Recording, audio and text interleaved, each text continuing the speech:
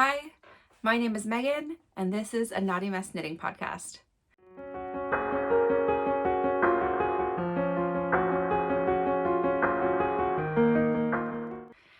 Hi, everybody. We are in episode 9,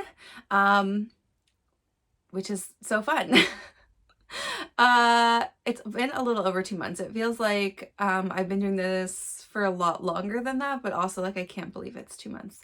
So I hope you guys are still enjoying these episodes. If you guys ever want some different content, or you've got a question, or I don't know, anything to cover. I had some like questions I'd covered in the first few episodes because people asked either about my yarn or, other things. I'm still totally happy to talk about those things. I still do have some knitting opinions to share.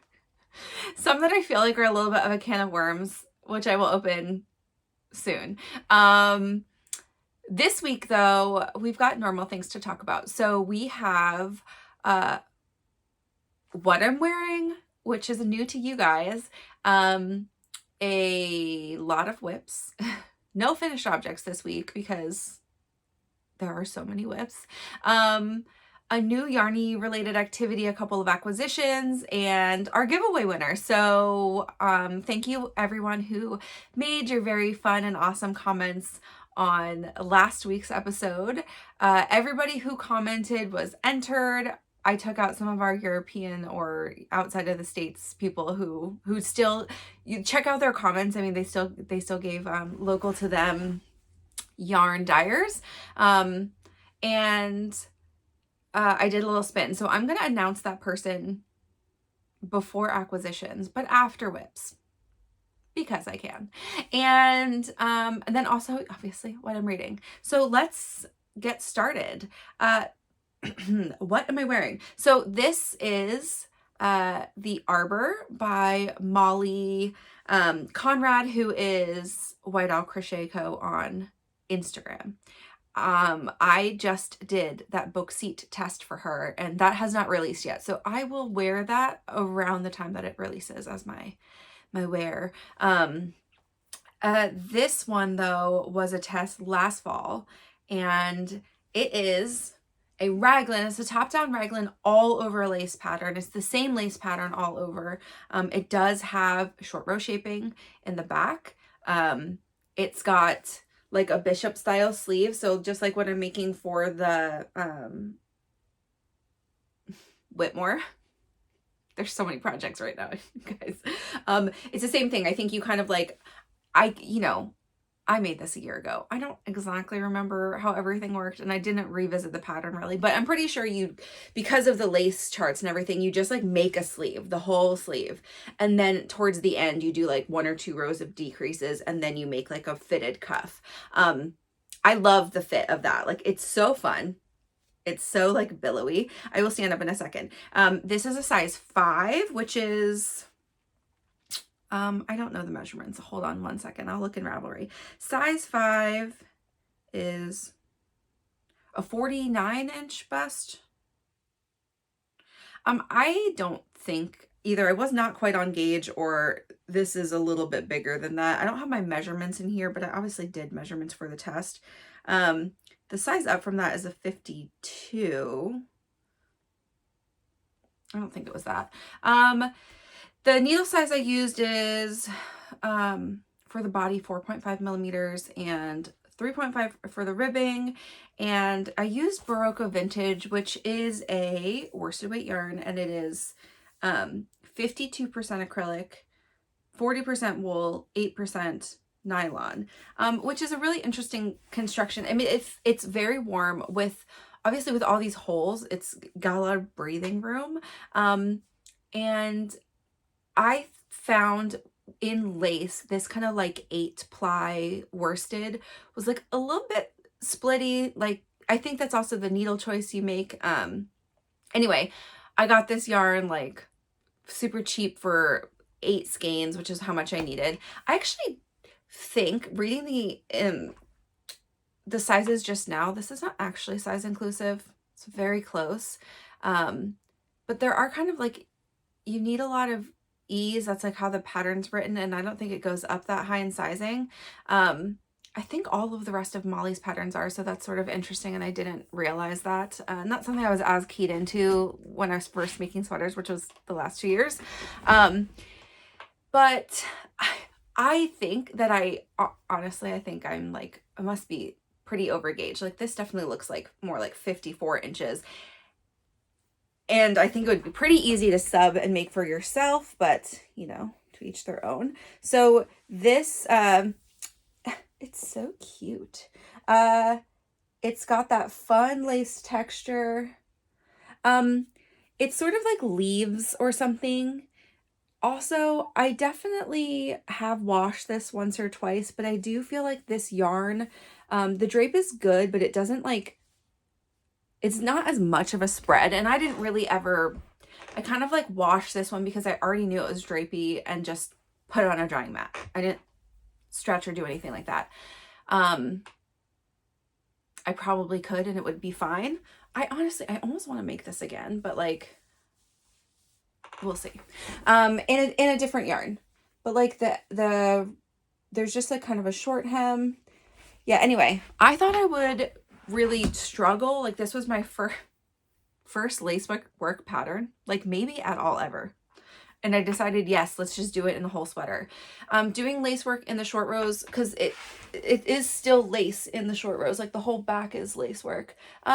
It was really not that difficult. Like her instructions were really clear. I remember not struggling doing the lace work. Obviously there were like some yarn overs I missed, but I feel like it's pretty forgiving, honestly, having it all over.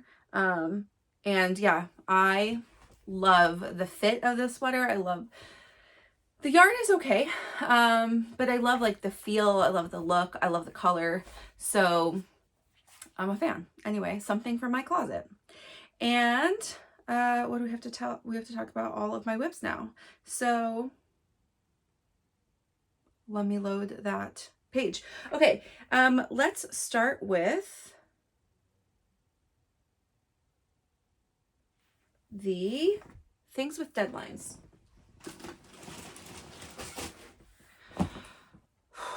Okay, you guys, I'm filming. It is actually Friday, October 6th. I need to wear my glasses. I don't need them to read most of the things on here, but that was a really small font. Okay, it is October 6th. I am going to try to like publish this episode tonight also, partly because I have a busy weekend, doing a fun thing we're going to talk about at the end, and partly because I just want to get it out. So we're going to get through this. This is early morning for me. So hopefully I make sense to you. You know, you caught me real late last week, now really early, and we'll see. I am, maybe I'm best at the middle of the day. Who knows? Anyway, I am going to get this, just episode out as soon as I can. So, I have to dig through this pile because I want to do deadlines first, and it's all the way at the bottom. Okay, here we go. So first up is our Ashling sweater. This is the only test currently on my needles. Will it remain the only test on my needles? You guys, I kind of wish I could say yes to that, and that I would just have one test and it would be so great. I just put my name in for another one. I don't know if I'll get it. I'll talk about it if I do. But it's one I've been eyeing for like a long time, and I wasn't sure when she was going to do the test knit, and then she just said she was going to, and I'm on her newsletter. And anyway, I applied. I don't know if I'll get it. If I don't, it's totally fine. It's a pattern I'll buy. If I do, it actually has a really long timeline. So like until January, I think. So we'll be fine. No sweat. Anyway, this though is the current test, and this is my Ashling by Maddy Mo, who is Momer01 on Instagram. I have made progress for sure. That's like a good bit of progress. I mean, that's probably like 4 inches, and I am very close, like maybe 2 inches from Splitting for sleeves. So that's super good. I think last time I said, oh, it's like 10 inches. No. It's like 12 or 14. And I'm like I measured it. I don't remember which of those numbers is correct, but I am like 2 inches. And that I remembered because I was like, that's not so bad. Oddly, this actually was my desk knit. I had almost no meetings that I could knit on this week. I had like very intensive, we're doing a new project meetings and like lots of notes and referring to things that I was running meeting screens. But there was like one or two where I got in 30 minutes of talking and knitting, and I wasn't even on camera. So that was so fun. So I could look at this knit. Anyway, details really fast. So this is obviously the Ashling sweater. It is due November 12th, which is a month and a week away. I will be fine, and I will definitely get it done before then. I have some non-deadline things I want to get done first, which is crazy and doesn't really make sense, but that's my life. And so I will get this done hopefully towards the end of October, so it has plenty of time to wash and dry and take pictures and look cute and all the notes and everything. So far, I haven't had any issues with the pattern. There have been a couple of corrections in our test knit. Again, this one is being run through Slack, which I'm loving. It hasn't been a very chatty group. So like, I've definitely been in Slack groups, especially when the deadlines are smaller, where like everybody is continuing to like send progress updates and whatever. I've definitely seen progress updates, but more like one from everybody and not a lot of chatter. There's one gal who's like done. So she did the hard work for us and found like one or two grammatical errors that like made a difference in how she read a piece of it. Those corrections were made like instantly, and then we're all going to get there and it'll be fine. But her fit looks good. So this is a size 5, which is a 48-inch bust. The recommended ease is positive 3 to 8 inches. For me, not quite so much, but that's my choice. It's a 3.5 millimeter needle for the body, 3.25 for the hem, and it is made with 1 strand of Surrey, as you guys saw. And I am using Back Loop Yarn Co. Surrey lace in the custom colorway for me, periwinkle. And it's 74% Surrey Surrey alpaca and 26% silk. Is 328 yards for 50 grams. And it is a dream. I mean, like, it looks so nice that it's got like just enough tone out, and the tonal, you know, it's like a semi-solid. So it's got like just enough like lighter parts, a little bit like pinkery, a little bit pinker parts, a little bit like darker parts. So it's very fun. Next on the needles, I will talk about the Oolong. Okay. I was holding it in my lap and I couldn't remember which one I was going to go through. So this is the Oolong. And the Oolong, for everybody as a reminder, is a sample knit for Horizon Fibers, Paisley at Horizon Fibers. And this is due by the end of November. So it's an even longer timeline. I'm going to get this done earlier though, because I'm almost done and I just want to get it off my needles. And also I'm like, I'll show you where I am, but getting the last of the lace done, I'm motivated. I'm going to get it done this weekend, and then I'm going to work on the back panel next week and hopefully just cast off. Like, that would be super wonderful if I had it done sometime in the next week or two. I'm really enjoying the project though. So this is the Oolong Tank by Aimee Sher. And you guys, I have half of a V-neck. Woohoo! God, the lace panel, look, it's so cute. How cute is that? Okay, so this is a size 3. There is no bust shaping. It is a cropped bottom up lace panel V-neck tank top. So it'll sit super nice. This is obviously not my size, but yeah, so I'm just going to do the same thing over here, and then I am going to do the back panel, which I'm pretty sure is like, you know, it's got shaping, but it's, you know, it's a normal like back. There's no V on that side or anything. And then the armholes will be done, and I think everything is I-cord edging, so I'll just have to pick up, do an I-cord, you know, for the neck and the armholes. The neck, the V in the neck though has like just the way that those stitches are, like it's got actually like a pretty nice edge to pick up. I think it'll be pretty easy. Like I won't be struggling really hard. Yeah, so I'm just like loving it. So this yarn is, you know, from Horizon Fibers because that's who the sample's for. And it is Stratus fingering. So this is 50% alpaca, 25% linen, 25% silk, 437 yards for 100 grams, which is the fingering weight. It's super nice and drapey. It's in the color Redhead. It is like a really like rusty orange color, and it is just like, it's so nice. The fibers feel really great. It definitely has a lot of like rustic linen component to it, but I am really enjoying it. Yeah, and so I did make a big progress because I did all of this, and I will say, I was like, I definitely needed to focus. I did it all in one go because I just didn't want to stop until I was like all the way done. I also wrote a couple notes for myself for the next one, just like, I didn't make any changes, but like, you know, a tip or two, like, oh, you know, how I did this thing.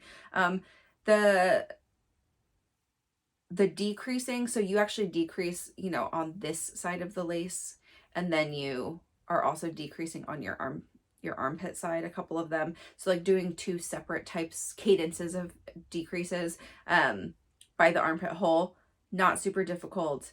The instructions are really, really clear. You do have to do a couple of German short rows, like very few, like 3 or 4 at the top inside of the lace. That was a little bit weird. You can also choose to do it stockinette. I did not, and I won't do it for the other side either, but I almost think you wouldn't notice it because it's like 2 rows and then you're going to connect. So it's like so much at the top of your shoulder that I think it would be fine if you were like, that's scary. Which it was a little scary, but not too scary. Don't you love to just conquer a new thing? That's so fun to me. That's part of what I love about this, is that I'm doing something that feels comfortable and I understand all of the pieces, but then sometimes you try a brand new method and you're like, wow, I didn't know that would work. And that's so much part of the fun. Okay. Let's go through the Phaedra. So this is my other sample on the needles right now. I'm loving this. So this is the Phaedra by Audrey Borrego, who is Yarn Flakes on Instagram and YouTube. This is due November 17th. And it is a bottom-up cable and bobble front. Drop shoulder sweater with all over dot motif. I'm doing the size 2, which is a 43.25 inch bust. The recommended ease is 7.75 inches, which I just love. Like when you read through patterns, you're like, that's very specific. That's what it says. I am using Back Loop Yarn Co. So that's who this sample is for, obviously for Erin. And I'm using her basic sock, which is a 80% superwash merino, 20% nylon, 400 yards for 100 grams. And her Surrey lace, which same as for the Ashling, it is 74% Surrey baby alpaca, baby Surrey alpaca. Guys, English is hard today. And 26% silk for 328 yards per 50 grams. So this is in the color Ghouls. So this is part of Erin's fall 2023 colors. She's doing the Burr months. So like September, October, November, December, were all the Burr months. That's what this like collection is. So I don't know if she'll release some more, but there are definitely colorways that like look a little bit holiday, like Christmassy holiday. There's some Halloweeny ones. They're like, yeah, there's a lot of fun colors. They're all out on her website now. You can order anytime. She's even got a discount going. Again, she's like, you know, trying to get us to buy the yarn, and I say do it, please. Sylvan just put it in an order with her, and I'm like, as soon as I get this in, I will get in my sample order, and then probably some more. But I actually think I might make a sweater in this color because this color is killer. I would look good in this color. So now that we can see more of it, anyway. So this is so cute. Let me get a little closer. I've got yarn connected. Woohoo! Okay. I'm like in an awkward spot because I'm not quite in the middle. Okay, there we go. How cute is that? So these baubles are cute. Also, I want to talk about how these baubles are made because there's a lot of ways to make baubles. I'm not going to talk about all the other ways you can make baubles, but I want to talk about these because they are easier in my opinion. But it's got these, so it's got a lot of like, there's like one actual cable stitch. Everything else is like right and left twists that just make this like kind of fun wandering twist over pattern. There's a lot of knit through the back loop to keep those cabled stitches popped in the front, which I love. It doesn't feel like a lot of purling, even with like the purls behind all these stitches when you go across this piece. And then let's see if I can show in the back. I still don't know. The dot motif is apparent like in person. I just don't know if it'll pick up much on camera. You can kind of see it, like it's got these little like bloops that come out. Anyway, it's really cute, and I think it'll be a nice effect like overall that you just have these little dots. So I have like Surrey on my lipstick, you guys.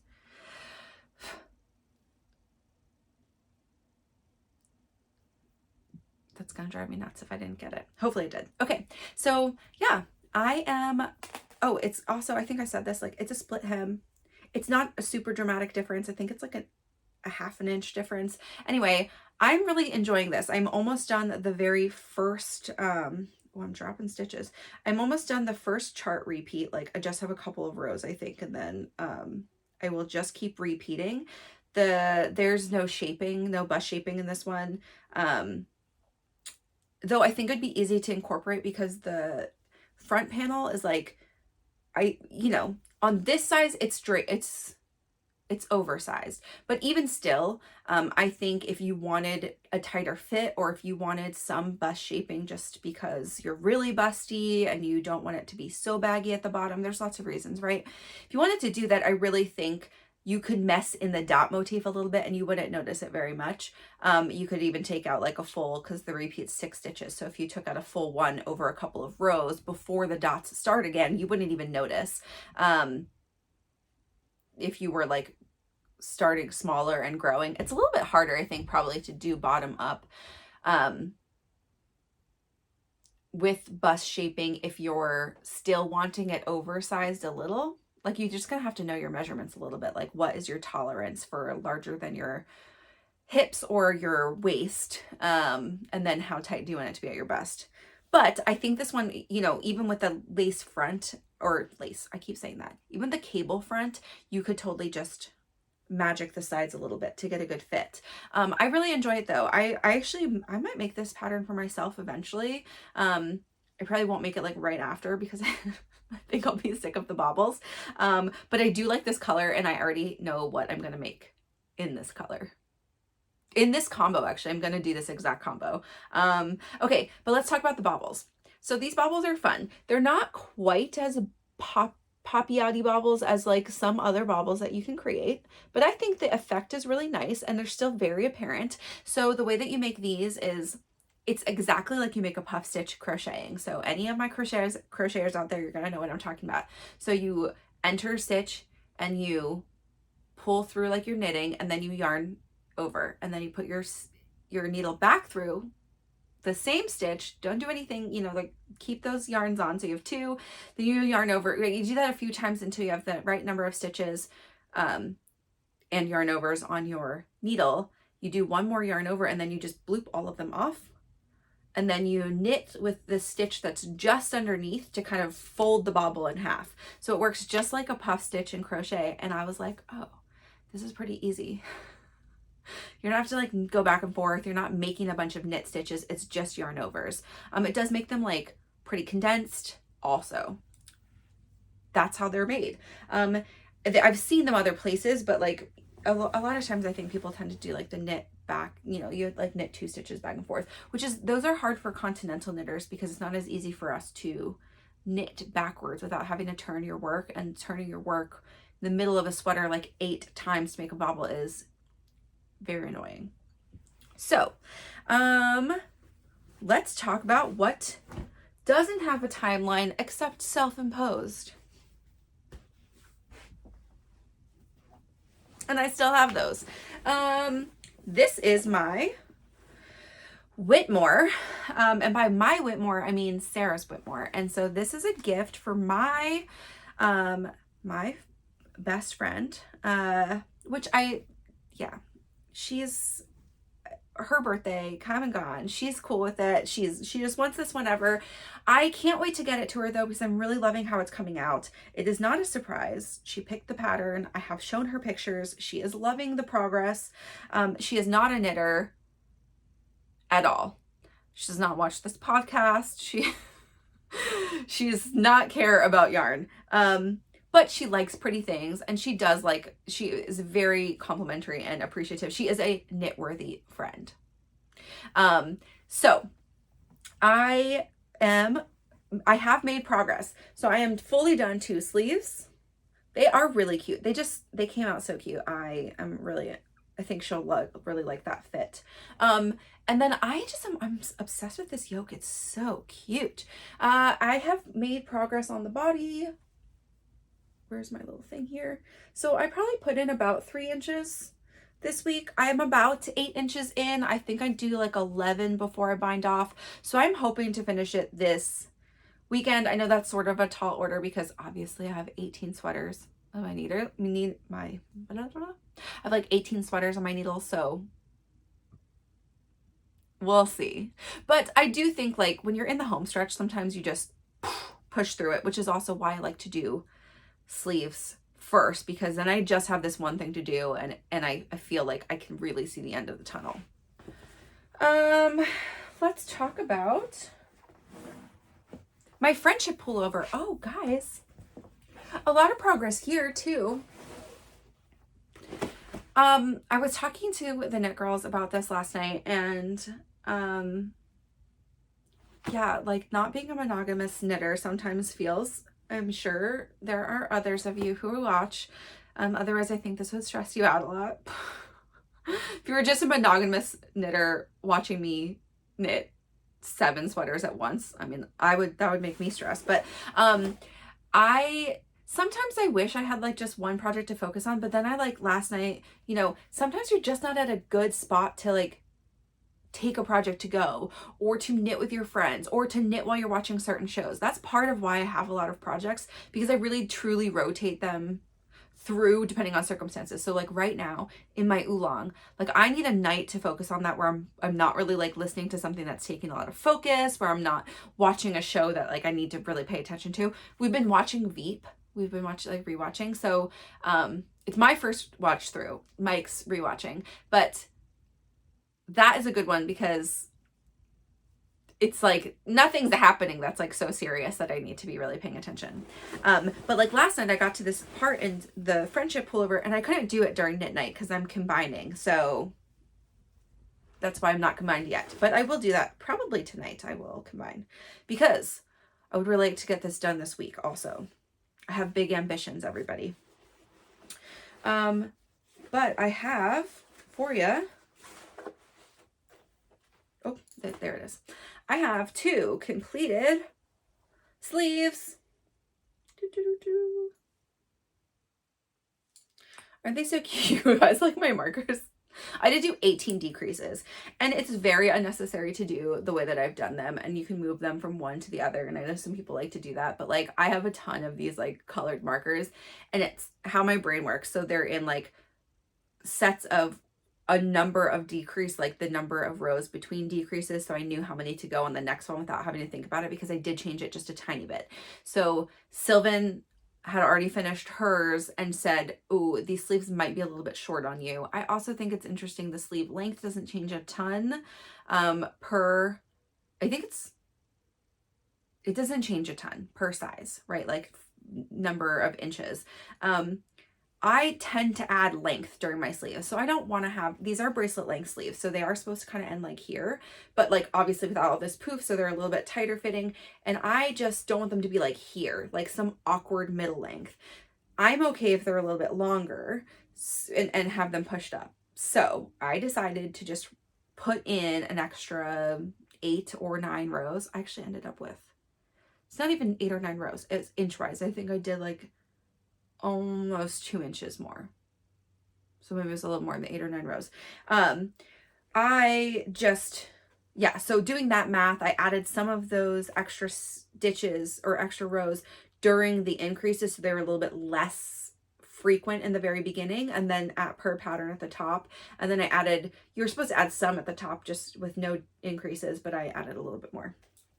Anyway, they fit well. I did put on one of them, and it goes, you know, it's hard to tell because I haven't made the raglan yet, so I don't know exactly like how deep the raglan line is.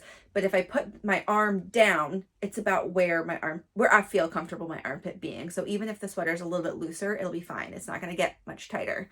So that was my choice to customize this a little bit. That color though, you guys, how much are you loving this color? It's beautiful. Showing up better in the light today. You can see all those little bright speckles. I'm so excited. Oh, and I did finish. I have my marker on here too from last week. I totally finished, and I was very close. I knew I was close. The last couple rows of the chart. And so all the stitches are still on here and everything's just on hold. And then you're going to join. This is how I explained it to Sylvan last night. Because again, she finished hers already. And I was like, I read through the pattern. Can you tell me if this is what is going to happen? Because I just want to make sure. And she was like, yeah, sure. So my explanation is that I'm going to knit. I'm going to continue knitting. And then I'm going to add a sleeve. You take a couple stitches off. I was like, I'm going to like bloop over. And then I'm going to knit the back. And then I'm going to like bloop over. And she was like, yes. It's like, okay. So you're just adding the sleeves in, and then basically some of the sleeve stitches, some of the body stitches are on hold, and then you sew them together. Which no big deal. Sounds great to me. So I'm going to do that, but that's like, there's a lot of counting involved. I have to like go back and figure out which row I was on for the chart and, you know, all of these things. But that's where I am, and I'm so excited, for that. Oh, I was like, I feel like I've not done a very good, again, it's early. Like missing some details today. Anyway, like the Phaedra, my progress, I didn't even show you the progress keeper, but I was only like this much. I had like 2 rows of the chart. So that one had a lot of progress. And we have one more sweater that has, that you have seen before. Yes. Okay. So this is my Leith. I pulled it out all crazy town. I didn't cut from my last stripe because I didn't have scissors near me last night, and I was doing it while I was sitting on the couch. So I have decided, at least currently, I have not decided my sleeves. I really think I need to see what the body's going to look like, and then I'll decide what I want to do for sleeves. But I am doing those alternate, so you can see my first. Look at that, so cute. I love it. Little intarsia back here. Okay, I love it so much. I mean, I knew I was going to like it, but I love it. So now you can see Magic worked up, and this is Warm Glow. And then all this beautiful, beautiful specklies is Mrs. Patmore's Kitchen, which is so gorgeous. Okay, so real quick details. Leith Cardigan by Rebecca Clow. She's the Crave on YouTube and Instagram, in case you didn't know. You know, she's only been designing patterns for a year. I think she just celebrated like her 1-year anniversary, and I think that's crazy. She is so, I mean, she's put out very different looks in a bunch of like classic styles, but also some very fun things, which I think this one can be both very classic and very fun. Like you could do no intarsia or all one color and have it like, you know, tone down the fun, but also this is a really fun one to have like all the crazy colors. But like the Dorney, the Lanark, like the Kerr, which is amazing. Like she's got color work, she's got cable, she's got like, I just feel like she could do anything she wants, and I am going to love it probably. She has a new pattern in testing, which is the Daft Days cardigan, and it's also very cute. That one's slightly less my cup of tea, just like doing a bunch of minis. Yeah, obviously I have tons of colors I could do that pattern. But with all the things I had on my needles and doing my first cardigan that's already her pattern, I decided not to try to sign up for that one. But yeah, so I'm super excited for this. This is a size 5, which is a 49 3/4 inch bust. The recommended ease is 1 to 4 inches. So this is perfectly within that for me. So I think it's nice because I have just a tiny bit of drape, but it's not going to be like a big oversized cardigan. I am using the recommended needle size, which is 4 millimeters.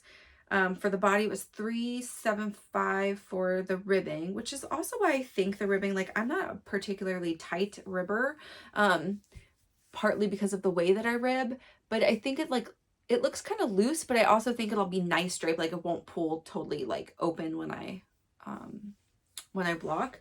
I do a combination, I think it's called combination ribbing. So I do a regular knit stitch, and then I do a like backwards purl, but I do a purl through the back loop, but I put my yarn the opposite way. So then it ends up looking, you know, it's a totally normal, it's not a twisted stitch. I can show you, but this is something I learned as a continental knitter.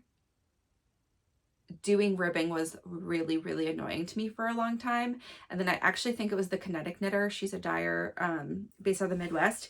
And she put up a video of how she does this combination for ribbing. And I was like, I need to try that. And I fell in love with it. And I totally love it. And it's super great. So so this is the front. And those are the knit stitches. But this is my back. And these are the purl stitches that are, you know, just done backwards and through the back loop. But I could do a sample sometime, but if you like see how it happens, like it's very fluid because you're not doing, and I don't have to do as much manipulation with the yarn. And that doesn't make my hands hurt to do a bunch of ribbing, which is why like I killed those Manhattan hats. I did the ribbing of this, I did the ribbing of something else, like all in a week, and my hands were not dying. So I thank the Kinetic Knitter for that. That's Kara. And I have some of her yarn, and she's also very kind. So this is, yes, so that is my Leaf. I am like gonna try to steadily progress through it like pretty quickly because I do have another cardigan that's coming up November 1st. I don't know that I'm gonna finish it before then, but I definitely will try to be done like the body at least before then, so I can kind of, you know, get my legs under me for the other flat knitting. Yeah, so that's exciting. I have one more whip to talk about, and it is a new cast on. Okay, let's go to our newest cast on, which is my not so excited yet Superlative sweater by Samantha Guerin. This is a new release sweater, and it is a boucle pattern because boucle is having its moment, everyone.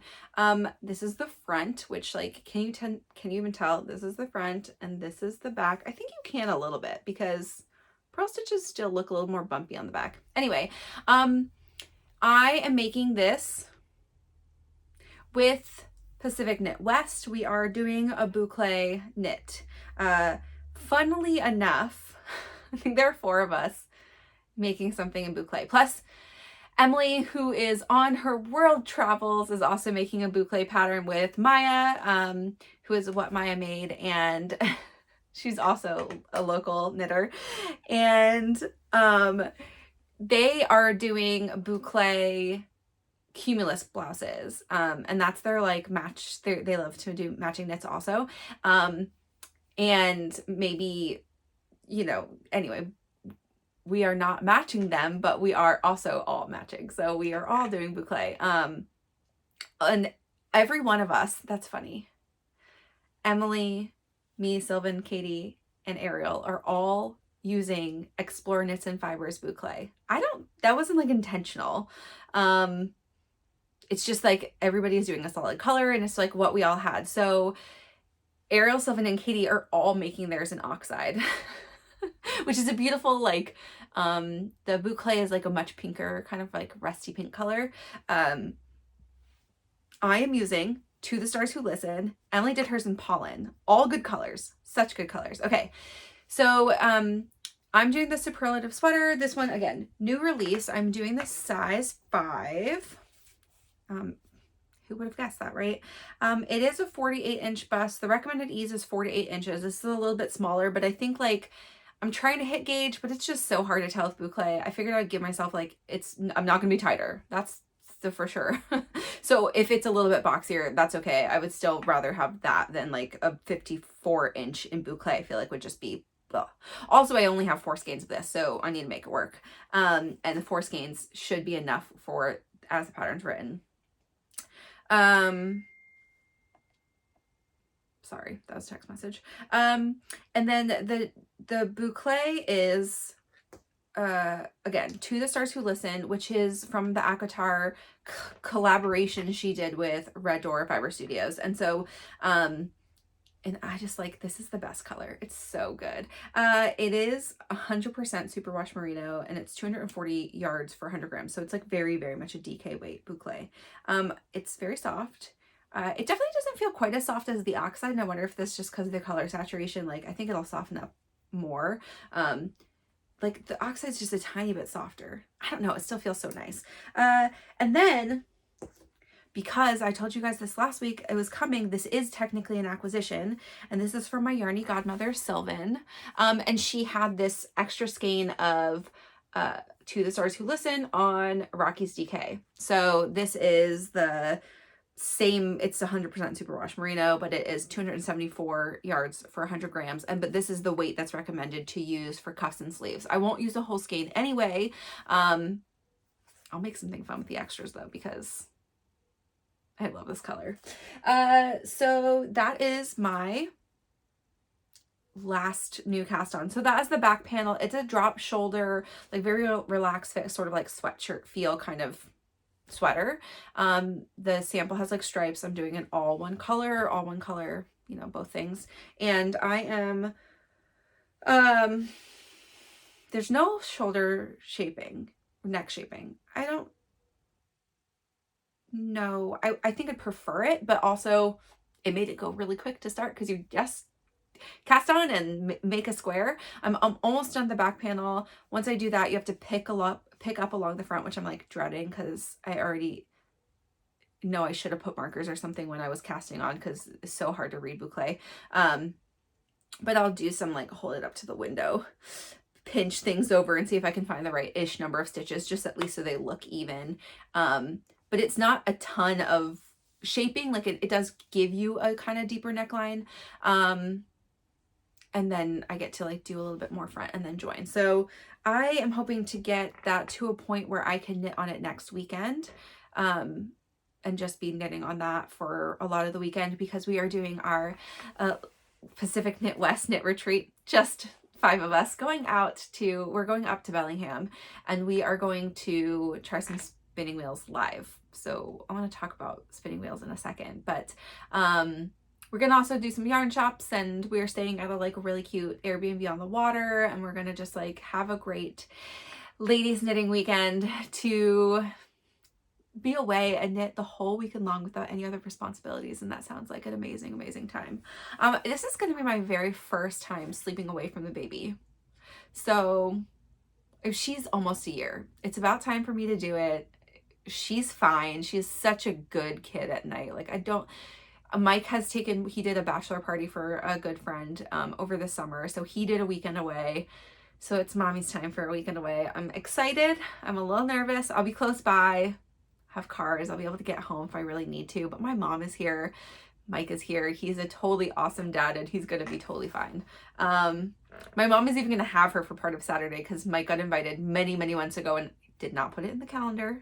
But he's going to be at a football game and that is okay. He's also allowed to have time. That's why we have my mom here, and she is grandma to the rescue and also loves to spend her days with her. So we'll give her some extra time off during the week. I'll take an extra day. But yes, so that's something coming up and I'm very excited for. Okay, I have more acquisitions. Let me talk about them. So first one is my very expected Farmer's Daughter fibers. I'm coming up on my last couple months here. So this is October. Let me open the calendar so I can show you what the color is. This month it is the Seguro Cactus and the Long Nosed Bat, which actually is like, this is maybe my favorite picture in the whole calendar. It's so stinking cute. It's like a lot of light there on that bat. Okay, there he is. Oh, so cute. I'm not gonna lie, I was not disappointed last month to have more pink, even though pinks, you know, people were complaining they look similar. I was a little surprised this time. Oh, I didn't bring my mini down. The mini is basically white with a little bit of variegation, like tiny bit of green variegation. But this is the October color. And this is very similar to, I don't know if you guys remember my Dear Bjorn socks from my first episode. Very similar. It's slightly lighter, it's a little bit more gray, and it has brown specks instead of those longer purple lines. So it is different yarn. I do get that. The overall tonality is a little bit close for me. I don't really want to make socks for myself out of this. So I am going to make my mother a pair of socks, which is fine because she deserves a pair of socks and that's okay. And I don't need to make them for me. But it did make me like a little, like not sad, but I definitely thought like, oh, this one is a lot closer. Everybody really loved I think it was July's color. I think it was July's color. And so like everybody really loved it. And I actually went into the Farmer's Daughter discussion board just to see, and like no one was like saying anything about this being similar. So I thought that was interesting. And I like held them up next to each other and I was like, yeah, these are very close.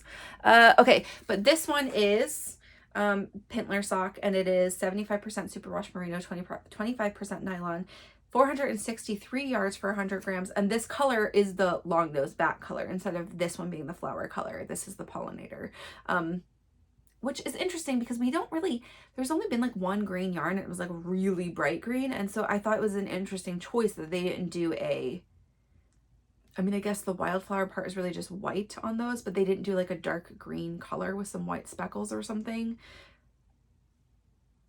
for the main. Well, it's not my creative thing. I didn't make the yarn. I just bought it. I'm not mad per se, and I have all the skeins together.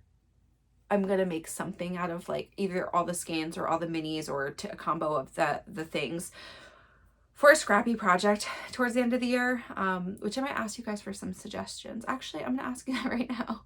If you have any like favorite scrappy projects, it could be a blanket, it could be a sweater, a shawl.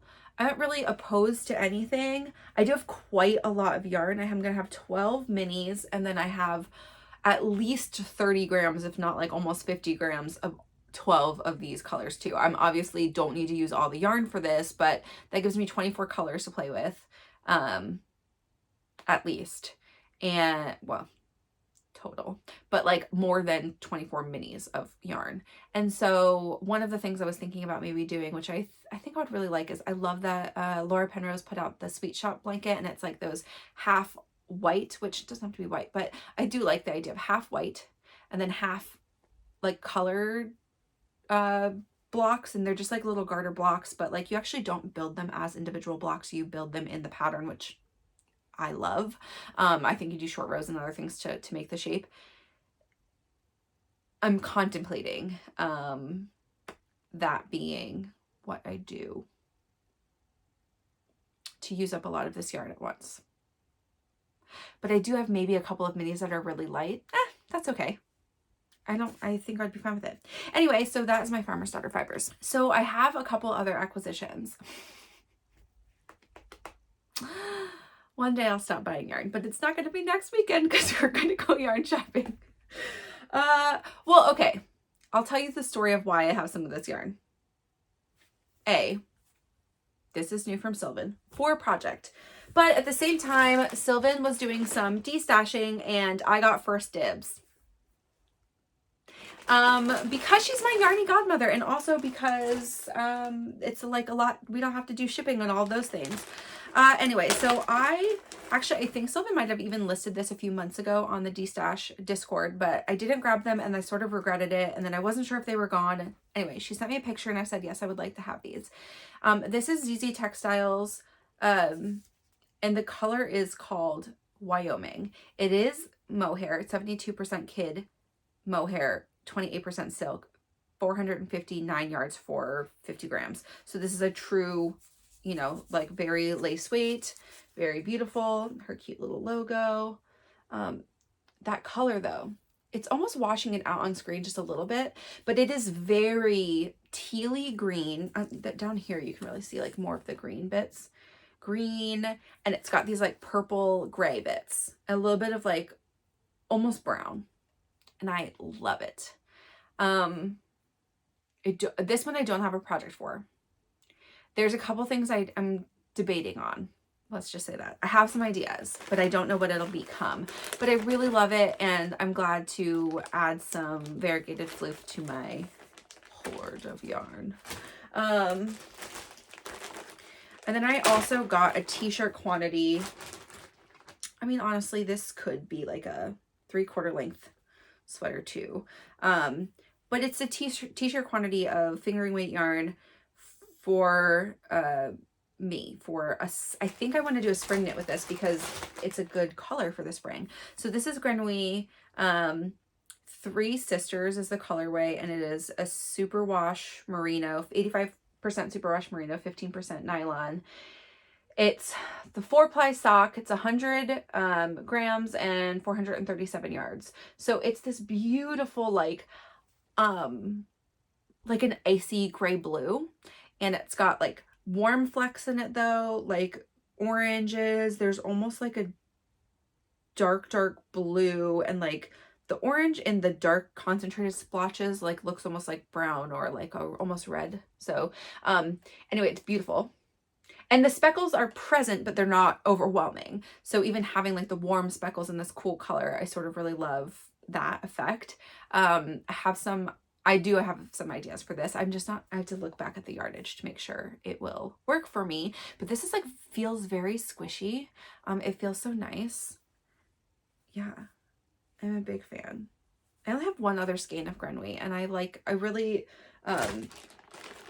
enjoy the colors, and like, yeah, I'm excited to make something with that. So those were just like from friend to friend yarn, which fun. And then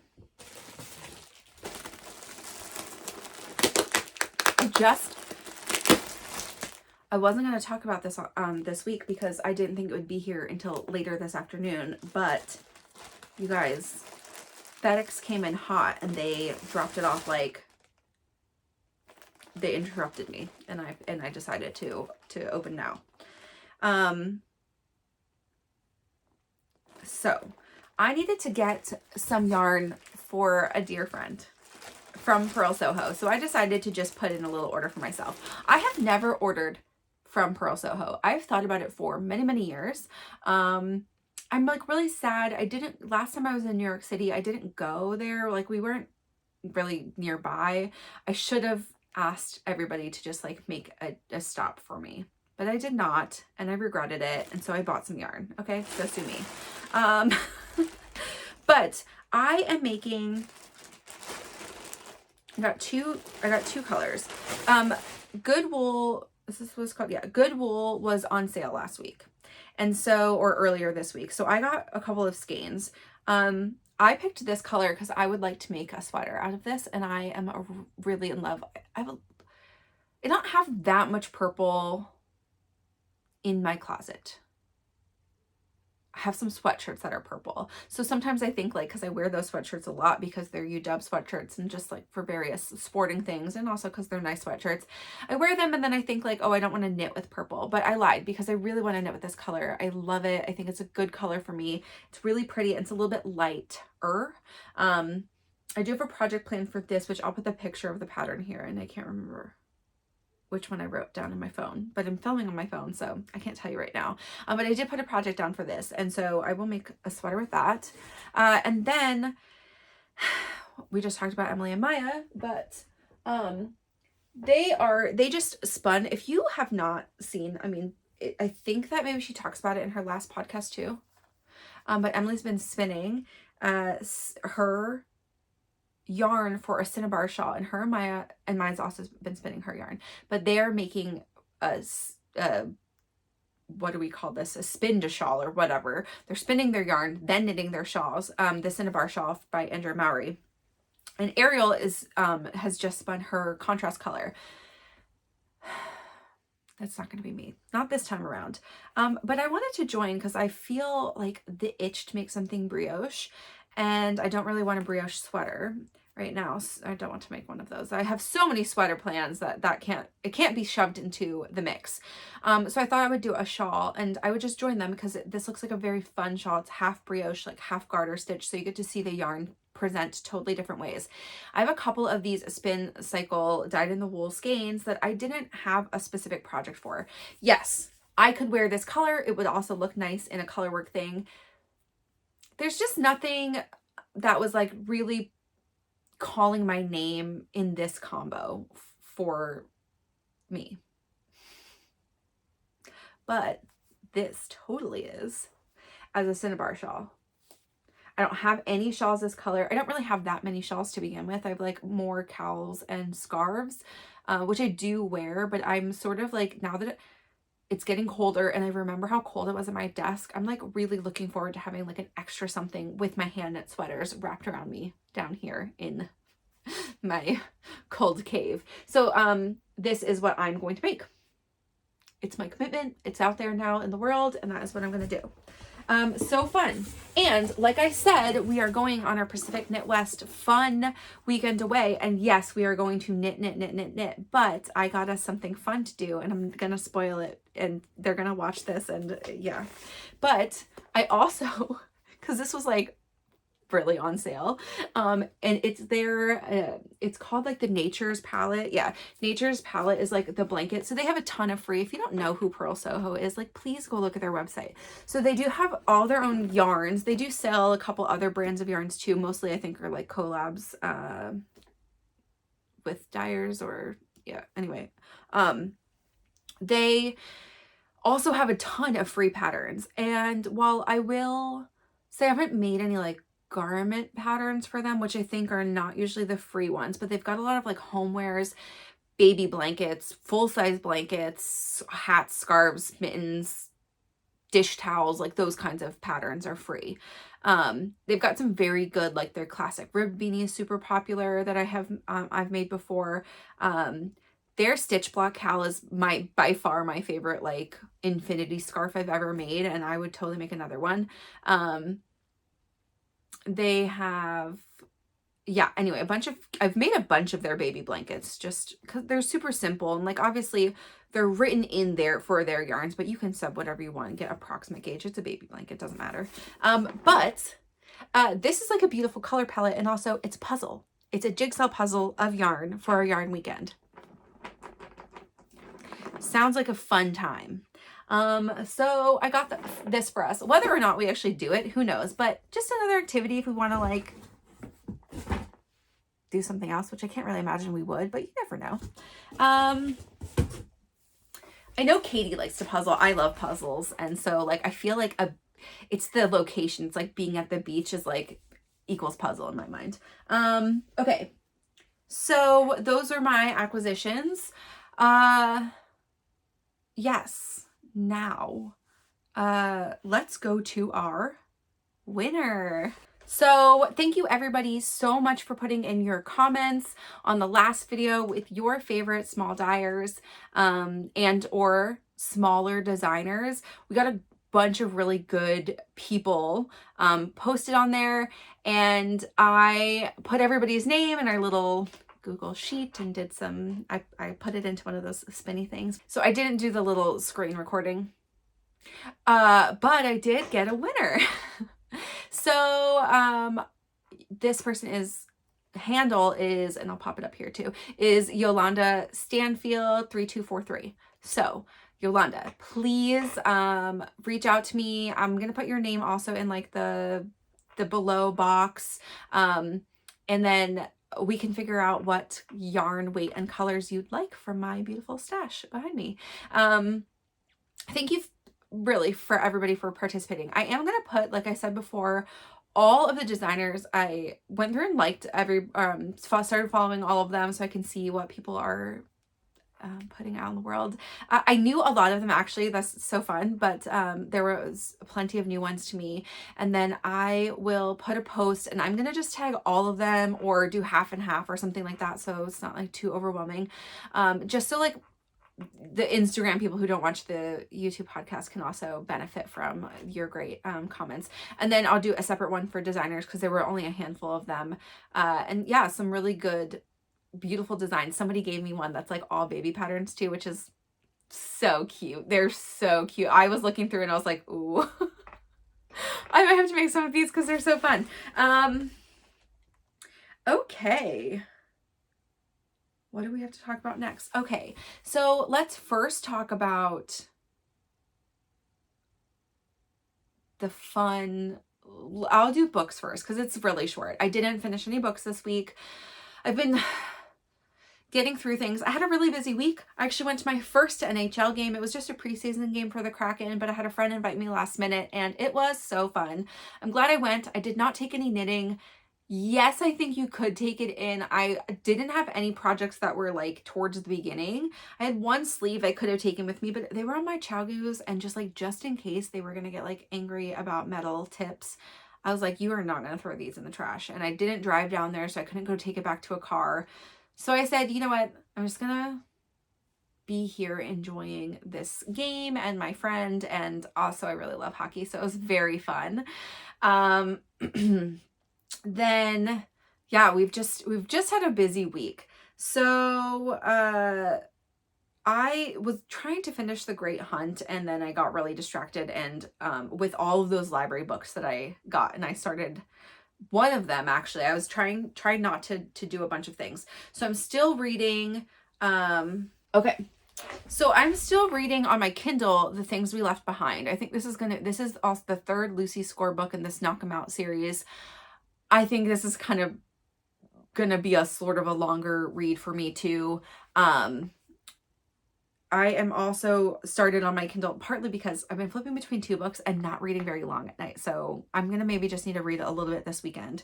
But I'm also reading the Evergreen Heir, which is the fifth. Everybody hold on. This is the fourth book in the High Mountain Court series, which I started reading earlier this summer. It's like the new generation of Fae rulers in this land that has like Fae witches and humans. I am enjoying this one. It's a little bit slower to start also because you sort of know that this plot is coming, but they're trying to give you more of the setup of this character because like it follows a different character who's been in the other ones, but like as the main character for each, for like it's their coming into power and love interest story. That's like the two things are always together.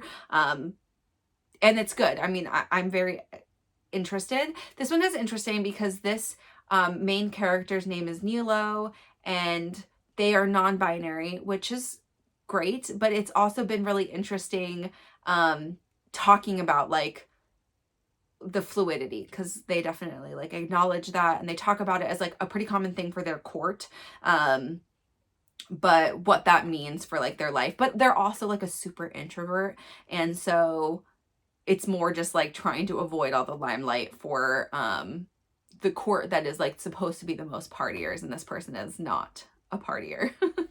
A bookworm. So it's been really, yeah, it's been enjoyable so far. And then I am listening to Covet. This is the third book in the Tracy Wolff series that starts with Crave. I think the series is called Crave.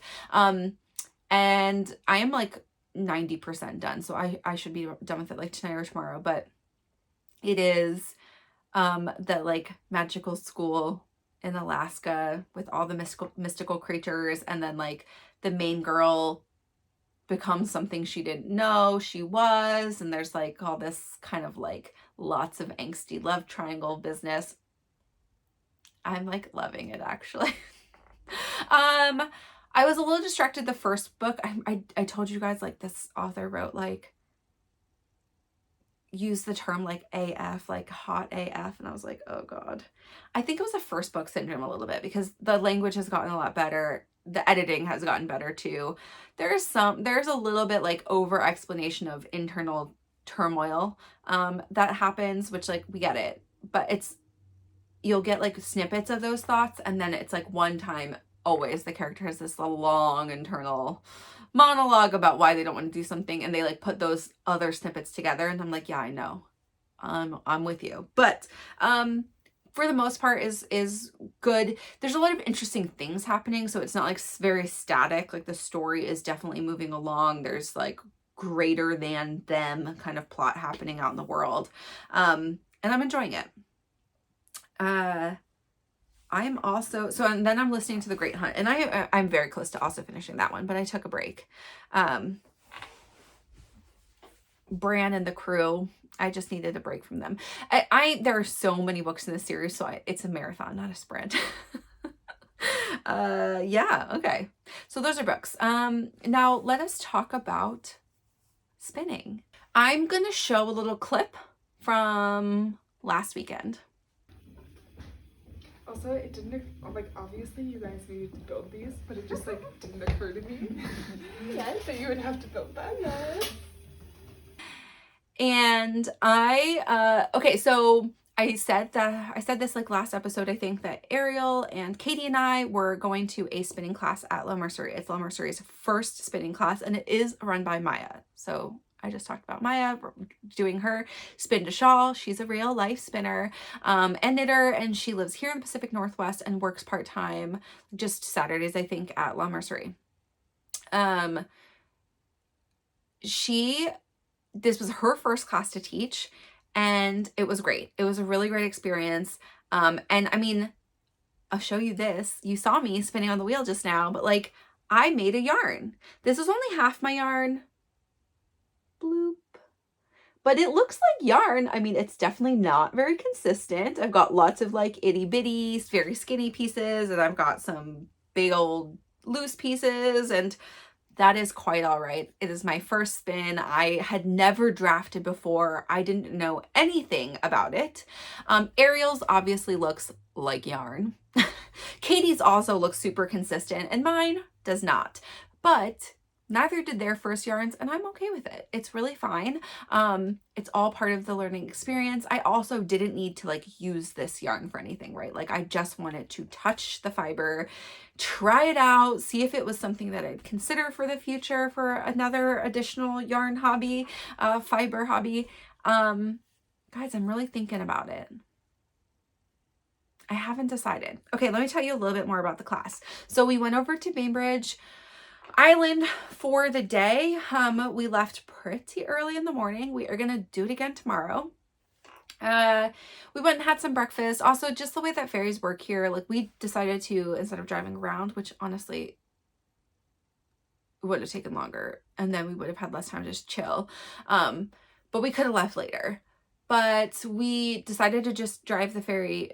You can drive onto the ferry, takes you across, you drive off the boat, and then the shop is right there. So you can definitely walk on the ferry. But we knew we were going to be bringing these wheels home, so obviously that was not going to work. We did squeeze all 3 of the wheels into one car. Thankfully, we brought my SUV thinking that we would need a little more space. It was still a tight fit. Everything was fine. Nothing was too squished. But poor Ariel. She's like sitting in the back seat, very tucked in. We're gonna do the same thing going back because nobody else's car is big enough. But yeah, so we went over, we had a lovely little breakfast at Blackbird Cafe, if anyone's looking for a nice little pastry and coffee on Bainbridge. And then we went to class, and it was 2 hours, and Maya taught us like all of the things about the wheel, a lot of information about fiber, which I have more questions now that I sort of understand a little bit of what she was talking about. But we talked about like staple length of the hairs. We talked about like the ways you can spin, and like just basic methodology, and also like implications for this in your yarn and other things like that. it was, yeah, very educational, but then also we just got to go in and start spinning. And because there were just 3 of us, and that's how big the classes are going to be, which is a perfect size, because if anyone has been to the shop before, it's a beautiful little location, like right off the main street on Bainbridge Island. And like the store is definitely large enough, but like this little nook that we were in, you wouldn't want to fit a whole lot more people there. And we were there an hour before the store opened, and then during the first hour of the store being open. And there were people walking around and like looking at what we were doing, which is fine. But the 3 people let Maya really like come over, and she like helped us. And like, for me, she was like, do you want me to show you this again? And I was like, please show me how to draft. I don't know anything. You know, and she was like looking at Ariel, like she could just really spend time with each of us, which was great. We got to ask lots more questions. Once we got in the car, of course, we thought of more questions to ask. So I started writing them down. This next session, we're going to learn how to ply. So I did get homework over the weekend, or over the week. I needed to do the white yarn. So I can't remember what sheep this is, but the white is cheviot. I know that. And so right now I am in the middle of spinning my cheviot, and I am about halfway done. And that is going better for me. I am over, you can kind of see on here, I'm definitely, like, these little bloopies mean that I'm over twisting the yarn. So yeah, so it's going better. It's not perfect. It's not great even. It's probably not even that good, but it does still look like yarn. So I'm very excited about it. We are using a Fantasia Kromsky wheel. And it is a double treadle castle style wheel. So it's like sits in front of you. The foot treadles are here. They've got little leg thingies that move the wheel, which is right behind it, behind the wheel treadles, which some castle styles, the wheel is like higher up and the treadles go like in the back of it. Yeah, I don't know. So like, it's just a different, they just look a little bit oriented a little bit differently. And then like this whole business sits up top and it spins through the little eye and stuff. The orifice. The name of it. We learned a lot of things, and I didn't remember all the names for everything, but this sits in the mother of all. That's really all I know. If you watch like Andrea Mowry's podcast, she does talk about, like, she just recently talked about all her different wheels, and she will talk about like different things you can do on your wheel, and like she's got a bunch of styles. She does like long drafting, long draw drafting or something like that. We did like short, just feeding it in slowly. It was a very different experience. I did enjoy using my feet. I still haven't used an e-spinner, which I'm going to try. I think Katie said she's going to bring hers during our knitting weekend, and I'm going to try it there just to see if only having to focus on the drafting would be better for me right now, or if, like, I didn't actually think you have to, like, the hardest part is just getting the wheel started and like making sure you're going the right direction, because you can treadle either direction, which is something I did not know. I didn't know anything. So to be very clear, like, this is all brand new. But like, once you get it started, like, I didn't feel like the feet motion was distracting or like taking me out of it at all. I actually felt like that kind of is like, it's a nice full body experience. That's what I wanted, is something that would be like, I have to pay attention to it. You know, like really focus on like what all of the pieces of my body are doing. Cause I knit without thinking now. Like, you know, I mean, obviously I pay attention to certain things like lace and cables and whatever, but I really just, it's a different thing. And also like learning something new is fun. It's scary. I'm terrible at it. It's okay. I don't have to use the yarn for anything. I also, like, it can be its own little display thing, like baby's first yarn. It's real bad, but look at it. Also, what I've heard is like, you definitely improve more noticeably a little bit faster with spinning if you do it consistently. This is just, you know, anecdotal. This is not a fact, right? But I think a lot of people tend to have that progression of you know, increasing your skill happens over several skeins rather than like many projects that might take you many months, like knitting. So you can really see a noticeable difference. And that is encouraging, and also probably will make me want to do it more. When we are done the classic, we're taking the wheels back this weekend, and then we can decide if we want to purchase, which is also why we're going to Bellingham. We'd already planned a fun yarn weekend away. We weren't originally going to go to Bellingham, but when we signed up for the class and we found out the dates, and then our Bellingham weekend was, the planning for the weekend, we were like, right after I think we bought the tickets for the class, we were like, oh, maybe we should go to Bellingham and we should try some wheels, because there's a store there called Northwest Yarns, which we talked about last week. They've got a bunch of wheels you can try. I think more of their models are like the more expensive high-end ones. I mean, they're probably all about the middle. The Kromsky's a pretty affordable one, actually. But I think they have a couple of styles of wheels that are different. And I don't know that I'm going to like try out the totally different style, like drafting style kind of wheels, but I want to just see. Also, like, they have a single pedals versus 2 pedals. You get to play around, and that's kind of fun. So we're going to do that. We're probably going to stop in Spin Cycle, because that's up there. And like, how are you going to go to Bellingham, be right next to Spin Cycle, and not go? But yeah, so I'm excited. It's going to be so fun. I am going to try to film and put up an episode before we go next week. And it really depends on my work week. So we shall see. We have a lot of things coming up to a head very quickly here. So if I just don't feel that I have the time, I might film like early in the week after. But I'd love to put an episode up before I go, so then we can really see all the progress of the things we do while I'm there. Yeah, so spinning yarn. Next week I will have a whole fully plied yarn to talk about too, which is very fun. Whether or not I buy a spinning wheel is very up in the air. Yes, I will try these at Northwest Yarns. Will I buy right then? I don't know. Will I buy from La Mercerie because they have this style wheel that I already know?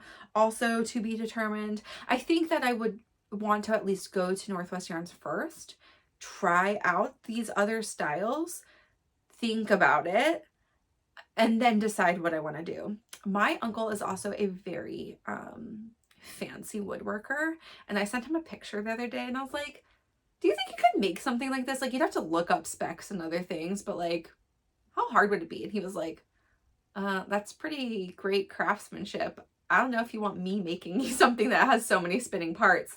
And I was like, but you could do it, right? And he's like, yeah, but how long do you want to wait for it? And I was like, this is the thing. But yeah, again, do I need another fiber hobby? No, probably not. Do I want another fiber hobby? That is the real question. I've been looking at some fiber that I can spin then, and I really like want to play with these colors. I don't know that there's so many projects that I really want to use like this kind of barber pulley, these spin cycles. Like, I have these spin cycles have just been sitting here. I got a few of them earlier this year, and I thought I'd be really excited to use them, but there are not that many projects calling my name. Also, they're pretty expensive. There's not a ton of yardage per skein, and so maybe having something that I can make and is potentially like more appealing. But again, to get to that like consistent weight for something that you'd want to actually use in a project with like more than one skein, that might be a while. And so I might just amass some single skeins. I do like a hat, and in my mind, this would be a nice thing to use for gift knitting too, because it is such a unique look having those like hand spun skeins. If I can get semi-consistent with some pretty like softer yarns, then maybe this would be like for family things. Like a hat becomes extra special because I made that yarn and then I made you a hat. So that's fun, right?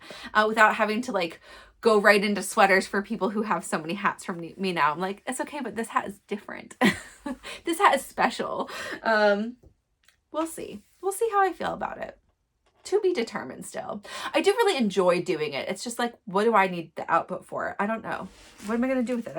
I have to dream on that a little bit. If you guys have suggestions of things, like if anyone here is a spinner and you've got like really amazing things you've made with your spinning and you have suggestions, or you want to send me like your Ravelry links, like please do that. I'm interested. I'm also interested in your like advent type, you know, like many skeins, fades, shawls, sweaters, something. What do you do with them? Blankets? I don't know. Because I really need to start planning my year-end scrappy project for my Farmer's Daughter fibers. What else do I have to say today? I think that is it. Thank you so much for joining me on episode 9. We are well and truly into fall, everybody. So I hope you are enjoying your fall knits. Let me know what you are knitting on. Congratulations, Yolanda. I can't wait to talk to you about what kind of yarn you want. And yes, continue the conversations below. Some people pointed out some other really great things during the last episode's comments too. So like, I still want to just hear from you, hear what you're working on. Any questions you have, things you want me to cover, let me know. Yeah, and I will talk to everybody so soon. Bye.